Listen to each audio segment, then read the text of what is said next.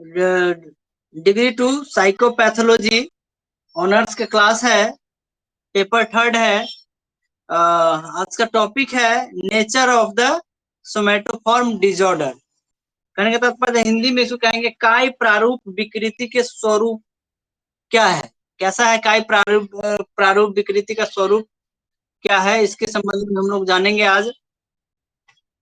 कहा गया है कि काय प्रारूप विकृति DSM-4 में वर्गीकृत एक प्रमुख विकृति है। DSM-4 जो है वो मेंटल फील्ड में कार्य करती है यह संस्था, तो उसमें इसको स्थान मिला है DSM काय प्रारूप विकृति को। इस विकृति से तात्पर्य एक ऐसी विकृति श्रेणी से होता है जिसमें व्यक्ति उन दैनिक लक्षणों की शिकायत करता है जिनसे दैहिक समस्याओं की उपस्थिति का अंदाजा होता है, परंतु सचमुच में इसका कोई आंगिक आधार नहीं होता है। यद्यपि ऐसे व्यक्तियों में लक्षणों का कोई शारीरिक आधार नहीं होता है, परंतु उसे ऐसा विश्वास हो जाता है कि उनके लक्षण वास्तविक है नहीं एवं गंभीर भी है, वास्तविक ही नहीं गंभीर भी है। उनके लक्षण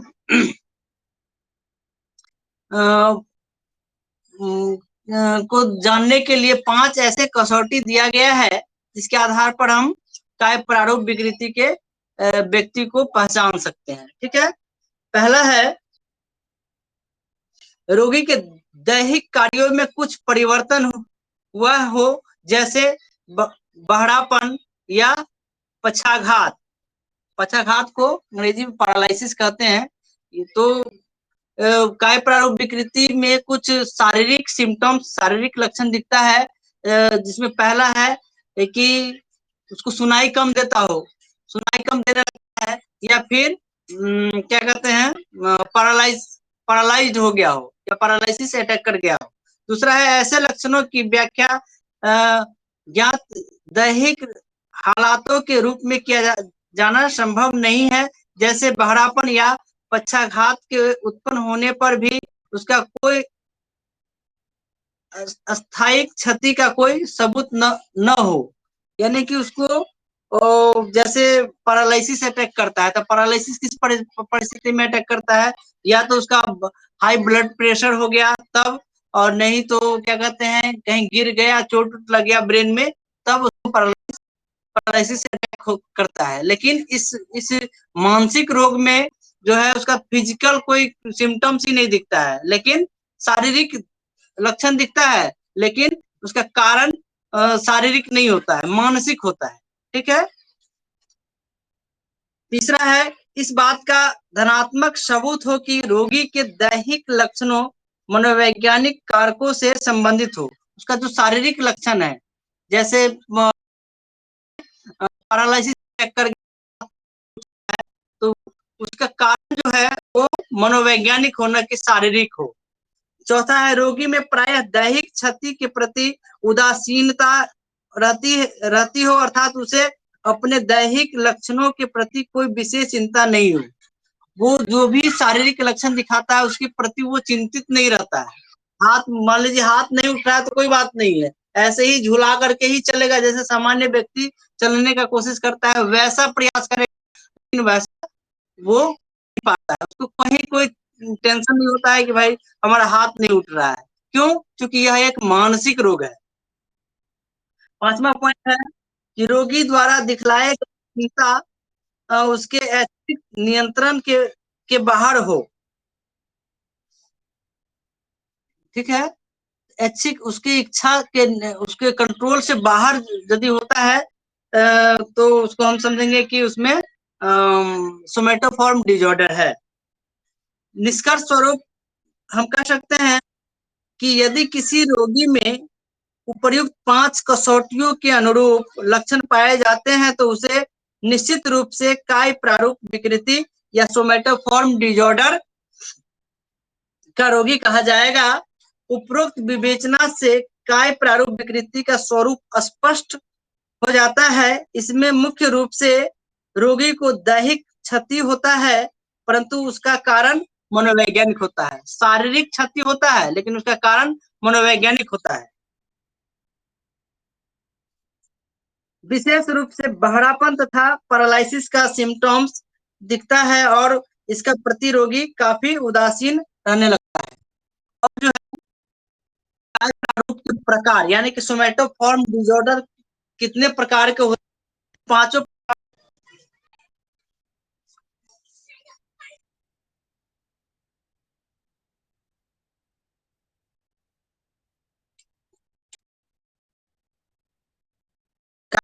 विकृति के कितने प्रकार है? 5 प्रकार है।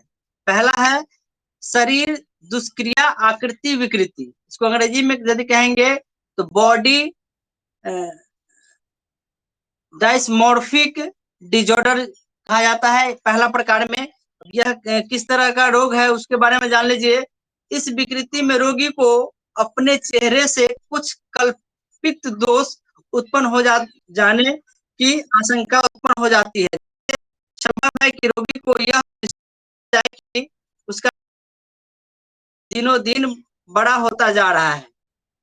यानी कि इस विकृति में बेसिकली कि व्यक्ति को अपने शरीर का कोई अंग जो है शरीर में बेसिकली फेस के बारे में, चेहरा के बारे में बताता है कि कुछ दोष उसमें उत्पन्न हो गया। जैसे एक उदाहरण लेते हैं कि रोगी को ऐसा लगता है कि उसका नाक का आकार जो है वो बड़ा होते जा रहा है, उसको परेशान हो जाएगा नाक का आकार बढ़े या नहीं बढ़े, लेकिन मानसिक रूप से उसको ऐसा लगता है कि हमारा नाक का आकार जो है वो बड़ा होते जा रहा है।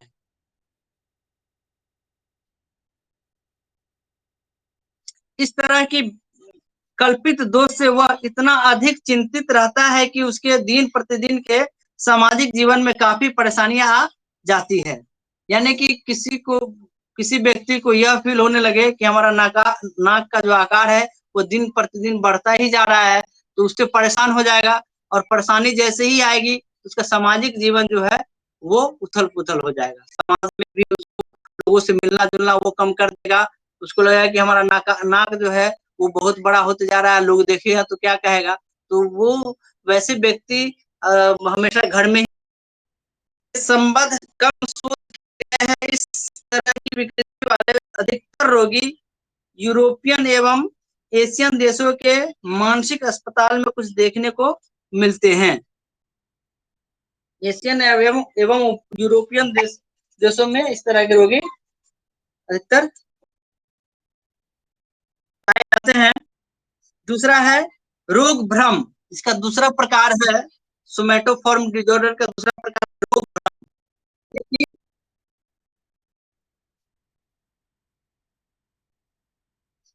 रोग उसको रहता नहीं है लेकिन उसको भ्रम होता रहता है कि हमको फलाना रोग हो गया है, ठीक है, उसको रोग भ्रम कहते हैं।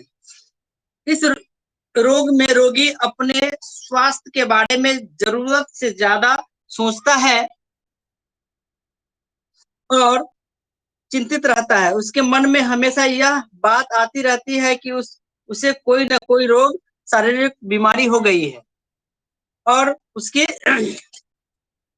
चिंता इतना अधिक हो जाता है कि वह दिन के जीवन में समायोजन करने में असमर्थ होता है। तात्पर्य है कि रोग भ्रम का प्रकार है सोमैटोफॉर्म का, उसमें रोगी को यह होने लगता है वो अपने स्वास्थ्य के प्रति काफी एक्टिव रहता है, काफी सेंसिटिव रहता है। मान लीजिए कि उसको लगेगा कि भाई हम धूप में निकलेंगे तो हमको लू लग जाएगा, तो वो चाह करके भी नहीं निकल पाएगा। जिस दिन वो निकल गया तो वो कहेगा कि भाई कर देगा। तो इससे क्या होगा, उसका सामाजिक जीवन परेशान हो जाएगा, वो सामाजिक जीवन में वो कुछ नहीं रह पाएगा और घर से बाहर निकलना बंद कर देगा। DSM-4 के कसौटी के अनुसार इस तरह की चिंता व्यक्ति में कम से कम 6 माह तक बने रहने पर ही उसे रोग भ्रम की श्रेणी में रखा जा सकता है। DSM-4 में कहा गया है कि उसे तभी हम रोग भ्रम की श्रेणी में रखेंगे कि इस तरह की जो चिंता है कि हम धूप में जाएंगे तो हमको लू लग गया, धूप में गए इसलिए लू लग गया है, तो यह कम से कम 6 महीना तक बना रहता है, तब उसको हम रोग भ्रम की श्रेणी में रखेंगे। या फिर उसको दूसरा उदाहरण लेते हैं कि छोटा सा घाव हो गया तो उसको यह फील होगा कि भाई हमको कैंसर पकड़ लिया है, और यह चिंता उसको काफी सताता रहेगा, और यह चिंता लगभग 6 महीने तक बरकरार रहेगा। और हम कहेंगे कि उसको भ्रम बीमारी हो गया है, रोग भ्रम, सोमैटोफॉर्म डिसऑर्डर के रोग भ्रम की श्रेणी में वो गिना जाएगा। लेकिन उसमें इस तरह का कोई सिम्टम्स नहीं, जिस तरह का कोई लक्षण नहीं उसमें रहता है, उसको सिर्फ भ्रम हो जाता है, वो रहता है बिल्कुल सही फिट। लेकिन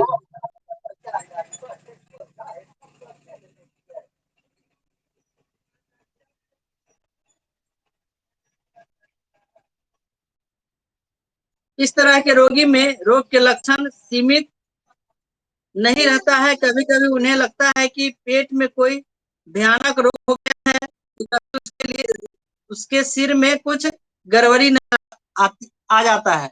ऐसे रोगी जिसको रोग भ्रम हो जाता है, वो किसी एक रोग पर नहीं टिका हुआ रहता है। उसको हल्का सा सर्दी हो गया तो कहेगा कि भाई हमको कोरोना हो गया है, अभी कोरोना का ट्रेंड चला हुआ है, सर्दी खांसी ठीक हो गया तो फिर क्या कहते हैं, तुम्हारे पास बुलाने पर भी नहीं कोई आएगा। तो ऐसा होता नहीं है। मानसिक अभी जो रोग की जो स्थिति है, इसका सटीक उदाहरण है ये कोरोना का, कोरोना पीरियड। अभी क्या है, ट्रेंड चल रहा है, अभी का जो दौर चल रहा है, सिचुएशन ऐसा है, किसी को हल्का भी सर्दी खांसी हो तो लोग उससे भयभीत हो जाता है, उसके नजदीक नहीं जाता है ना। लेकिन उसमें कोरोना हो या नहीं हो, लेकिन लोग क्या समझ लेता है कि उसको कोरोना हो गया है, ये क्या है, और उस व्यक्ति को भी लगने लगता है कि उसको कोरोना हो गया है।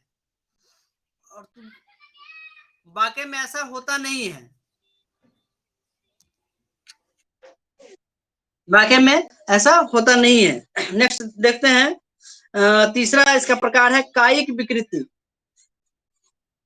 कायिक विकृति यह एक ऐसी विकृति है जिसमें रोगी को बिना किसी तरह के आंगिक दोष के ही नाना प्रकार के कायिक शिकायतें होती है, जबकि दैहिक रूप से वह बिल्कुल भला चंगा रहता है। कायिक विकृति में कम से कम 8 प्रकार के लक्षण निश्चित रूप से रहते हैं, जो इस प्रकार है। अब ये जो है तीसरा प्रकार है कायिक विकृति।